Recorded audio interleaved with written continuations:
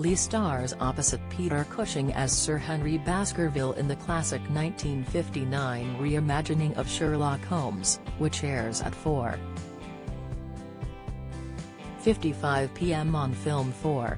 The film, which was crafted by Gothic production company Hammer, sees Holmes investigate the deaths of 200 years' worth of Baskervilles meeting a grisly end, most prominently by being ripped apart by a ghostly hound.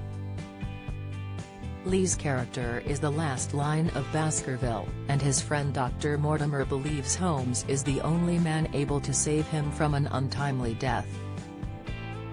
The production was described by Time Out, London, as the best Sherlock Holmes film ever made, with reviews aggregator Rotten Tomatoes claiming 94% of reviews on the film were positive.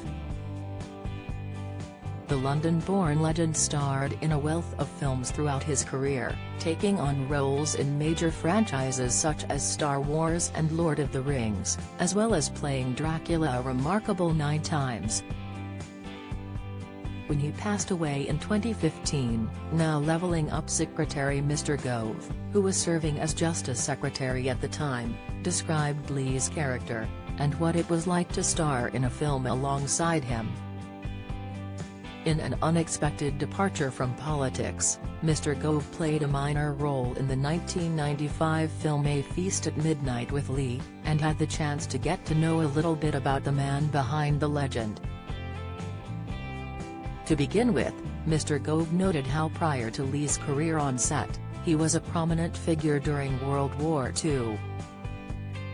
Reports show he enrolled in a military academy in 1939 when war was declared, and volunteered to fight for the Finnish army against the Soviet Union during the Winter War.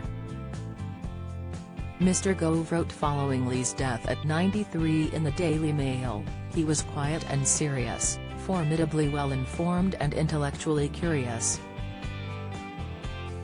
His world outlook had, of course, been framed by the war and his subsequent work hunting Nazi war criminals. He knew the evil of which man is capable, and knew also that quiet civility and traditional custom, inherited institutions and respect for past wisdom are some of the best defenses against barbarism mankind has devised." He was, therefore, a traditional British conservative, but of an exceptionally gentle and thoughtful kind.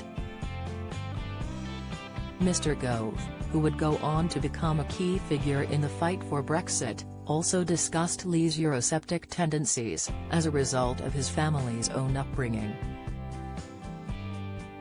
The politician said, seeing what had happened to the Italy of his mother in his lifetime, and also to other nations where the thin crust of civilization had been broken, he was deeply attached to our democracy, and deeply suspicious of what he saw as the anti-democratic tide of European integration. He was a great fan of David Cameron, and believed him to be one of the best prime ministers he'd seen in his lifetime. He would, I am sure, have not been in the least surprised to see the Conservatives secure a majority last month. Mr. Gove added, but loved this country as he did so deeply. Sir Christopher's greatest love was for his wife. Seeing the two of them together, so obviously devoted and happy, as I left that flat in Cadogan Square, is an image I will cherish. He was the best type of Englishman, from an age when our country led the world. I shall miss him. Lee was made a CBE in 2001 for his services to drama, and would become a Knight Bachelor in 2009.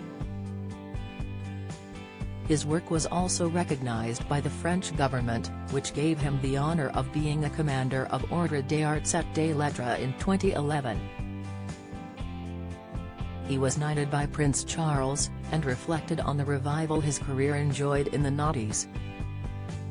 According to the Sydney Morning Herald at the time, Lee said, "A whole new career opened up for me when I was in Lord of the Rings and Star Wars, Episode 2, Attack of the Clones. What's really important for me is, as an old man, am known by my own generation and the next generation know me too."